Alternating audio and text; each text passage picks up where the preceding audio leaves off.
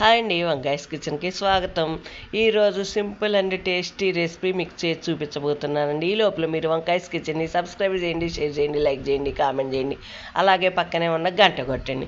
మీకు ఆల్రెడీ నేను మాగాయ పచ్చడి, మామిడికాయ పచ్చడి ఆల్రెడీ చేసి చూపించాను కదా. ఇప్పుడు ఆ పచ్చడితోటి మనం పెరుగు పచ్చడి ఎలా చేసుకోవాలో చేసి చూపిస్తానండి. ముందుగా మనం పెరుగు తీసుకొని దాన్ని మంచిగా మనం చిలుక్కోవాలన్నమాట. దాంట్లో సరిపడా మాగాయ పచ్చడి వేసి బాగా చేత్తోనే కలపాలండి. ఇది అప్పుడే పెరుగుకిను మాగాయ పచ్చడి బాగా పడుతుంది అనమాట.